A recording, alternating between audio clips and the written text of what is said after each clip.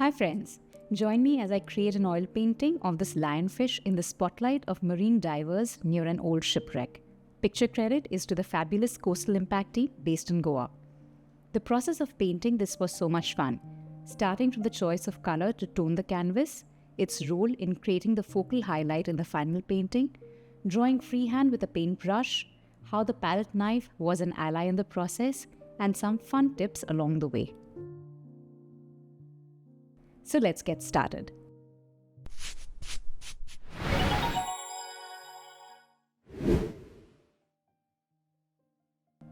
To know more about the color mixing for this painting, you can check out my earlier video, link of which should appear above and in the description below.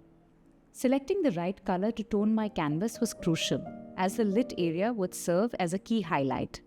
Pigment transparency was another important factor, and I didn't want a darker undertone like crimson, ultramarine or burnt sienna, interfering with the final layers. After considering these aspects, I chose tinted yellow ochre as my toning color, ensuring a strong foundation already built in for the focal highlight.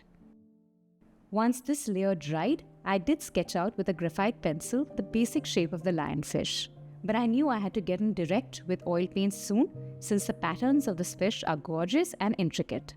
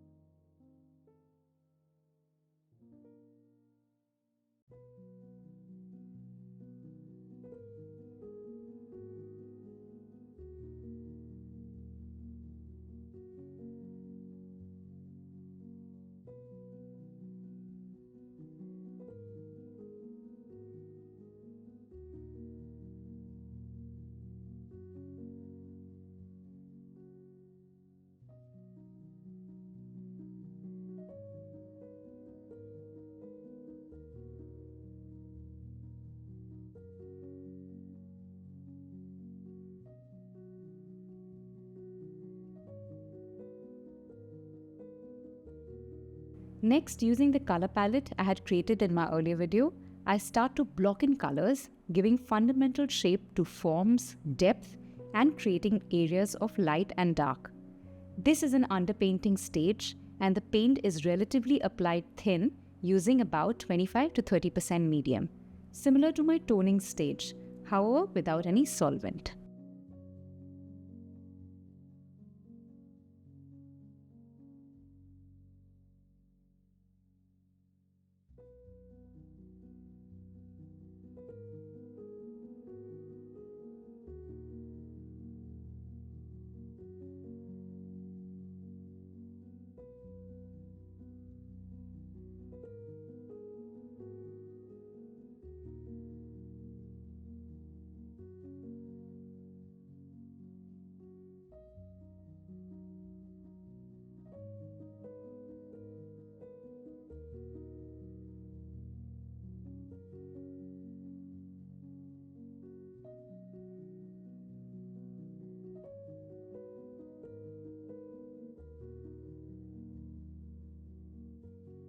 Many times during the process of oil painting, it starts to look like a hot mess. But I trust the process and my ability to make mistakes and learn from them and improve. So I keep at it.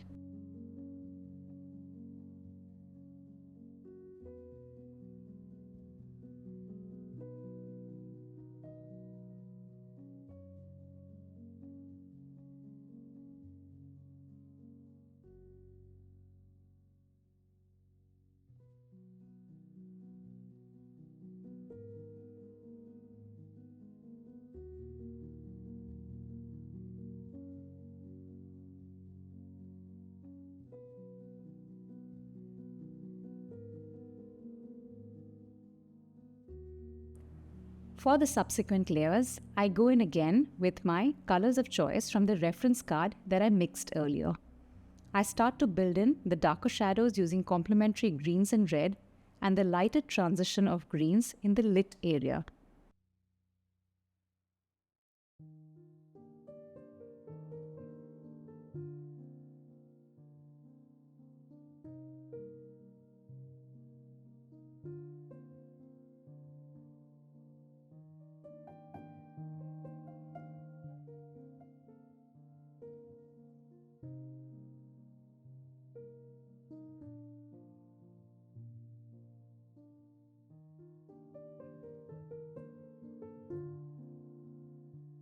I start to also give more form to the focal highlight area by painting around it.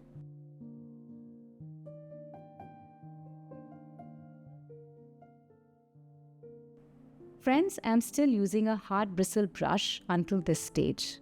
However, to soften the background and edges around the main subject, I switch to a soft bristle synthetic brush to blend out a few of the sharp edges in the background.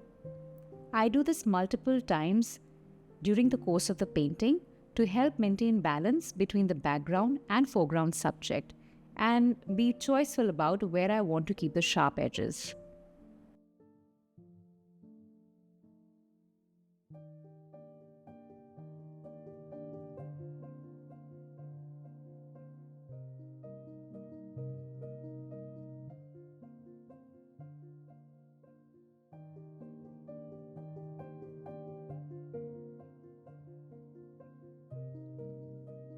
Coming back to the fish now, I switch back to a round hard bristle brush and begin one of the most interesting parts of filling in the yellow stripes with a much lighter value, Naples yellow and titanium white, allowing it to mix with the reddish purple stripes in places naturally.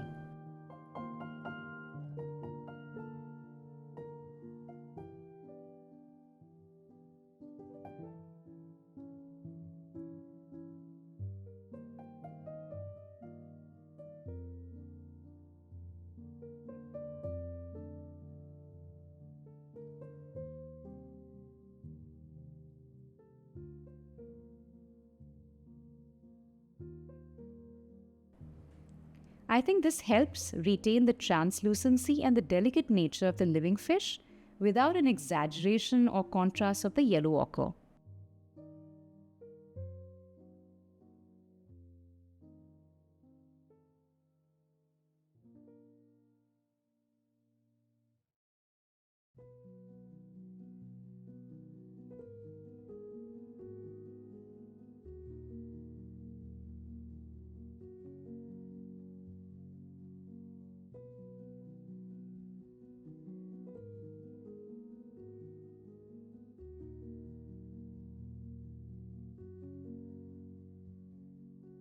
Using the same light value, I create a core in this lit area.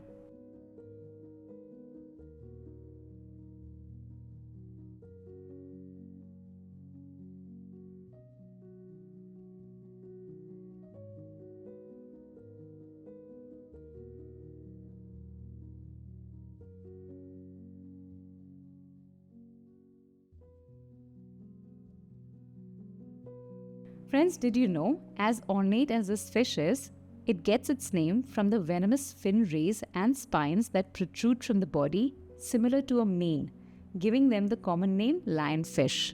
So don't go petting any lionfish, please.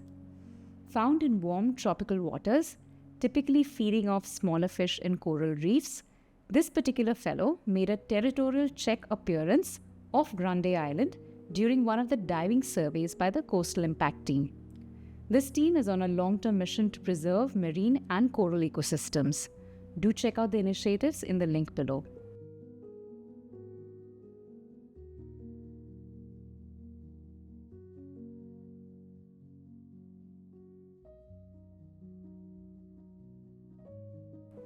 I come back to blending out the background edges and retain sharpness in the main subject in the foreground.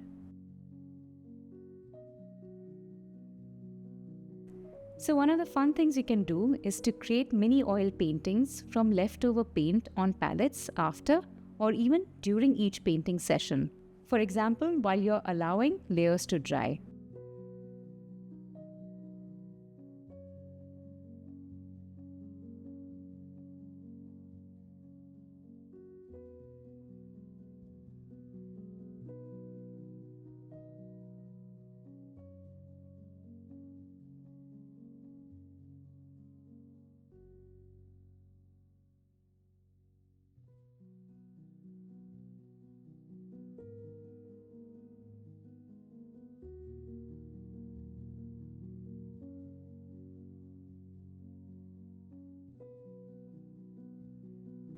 Lightly etching out fresh paint with a palette knife to expose the underpainting has been such fun and I think an effective tool in this painting process.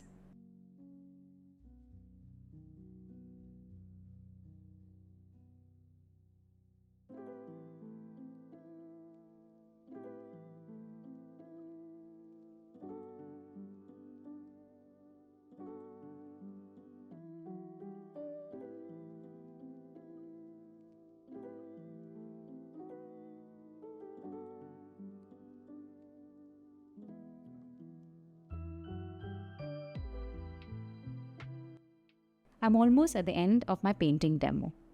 Now that you've seen my painting process, what did you like or what would you have done differently? Do you think, for example, the yellow ochre was the right choice or would you have picked something else? Did you like the process of exposing the underpainting either through the etching or leaving the main highlight intact right from the toned stage? Always happy to hear from you. Let me know in the comments below. I'll see you in my next video. Happy painting!